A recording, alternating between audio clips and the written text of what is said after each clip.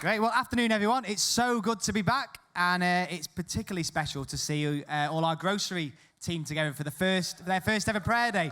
So, if you're a grocery staff or volunteer or part of the grocery, just give us a wave. Just want to see how many there are. Look at all these guys, all brand new faces. The first prayer day. So, go to see you.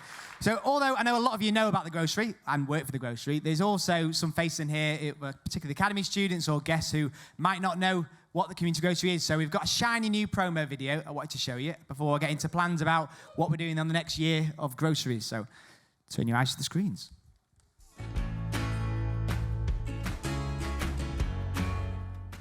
I'm on the site of our first community grocery, which we launched in September 2020. We had no idea that it would have such an impact on this beautiful community here in Wythenshawe. We already have here at this grocery almost 2,000 members, and literally hundreds of people have given their life to Christ. And so we've aggressively, if you like, rolled community groceries the length and breadth of the UK. By the end of 2022, we want to see 38 groceries in our most deprived neighbourhoods, all in partnership with local church. So isolated and alone and helpless, and at the time I didn't have any money for food. I just felt when I came here, felt welcomed, felt accepted, felt like no one was judging me. Membership is £5 and then residents can come and shop for £3 each time. A shop includes about 20 items, which is a mix of fruit and veg, shelf items, fridge items, freezer items and a non-food item as well.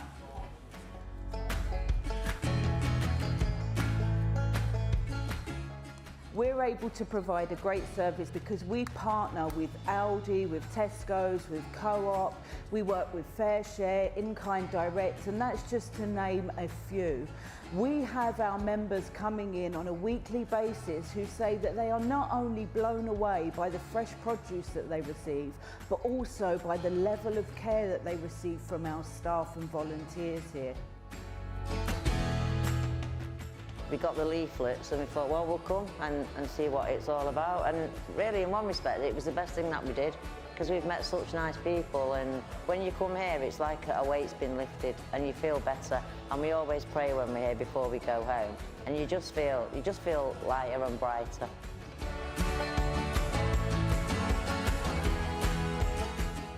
Alongside the £3 shop each week that members have access to, it's also great to be able to offer different courses and groups that are running as part of the church. We have cookery classes, we have dance classes for children, there's also money management courses, and of course exploring Christianity, whether that be through Alpha or 4 Points course. We're able to help members explore Christianity, which a lot of members have signed up for. We sat and we did a prayer, Jane did a prayer, and I realised that Jesus had come to me and realised that he was going to guide me throughout my life. It's a precious thing, it's a God thing, it's his heart to bless so many people who are struggling at a time like this. The Message Community Grocery, it feels like the bullseye of everything we've been about for the last 30 years. Get on board in any way you can.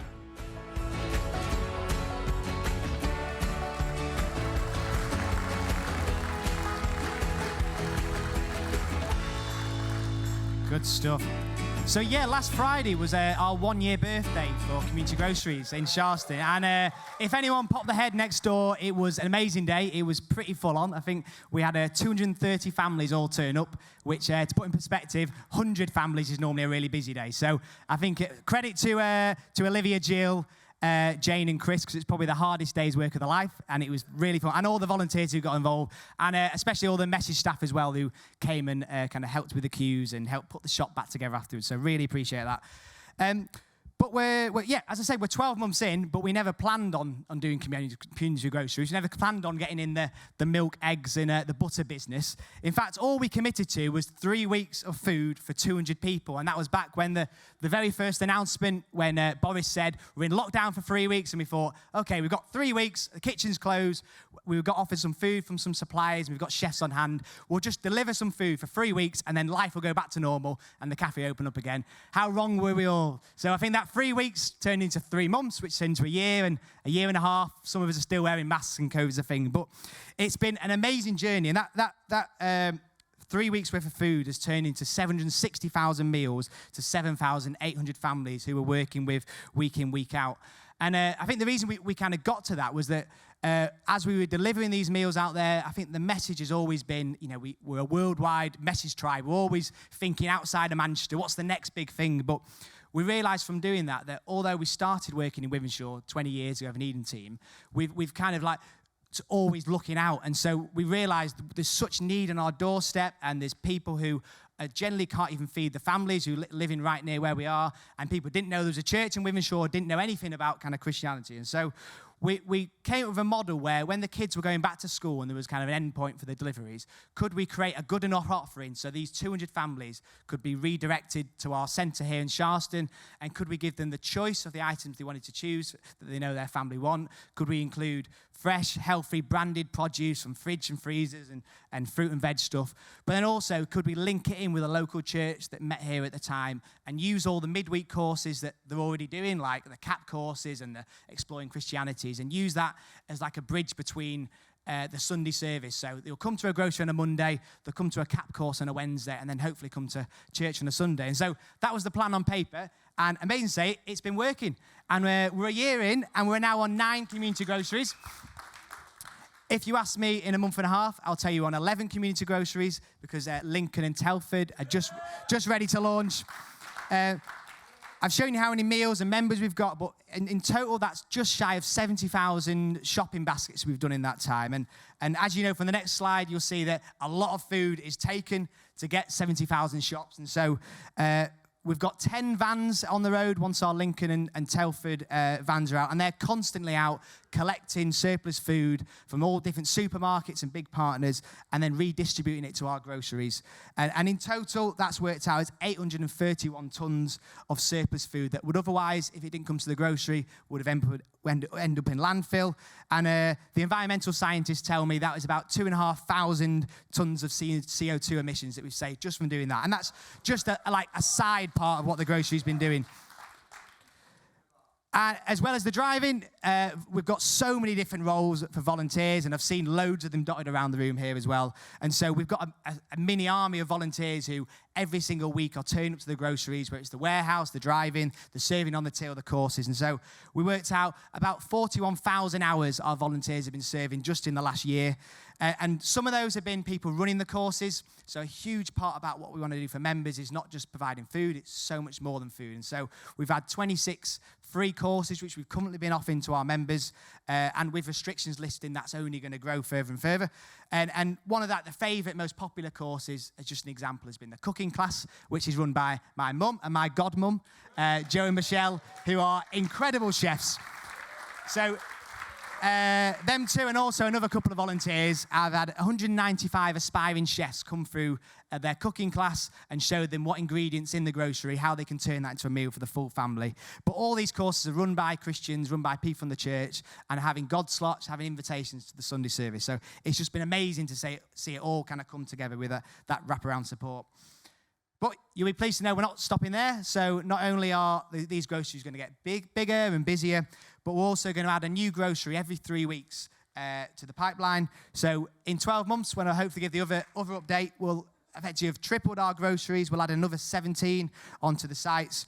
And that still is kind of cherry picking some of the best churches. So for us, if there's a church that's in a deprived community, that is community focused, and has the volunteers to run the courses, and has some form of food supply or one that we can connect with them, we're desperate to work with them. So we're still looking for other churches that we can partner with on that. And we've even been chatting to the likes of Sven in Germany and Mark Sladge in South Africa about could we even do an international grocery, and could that model kind of transition outside of the UK.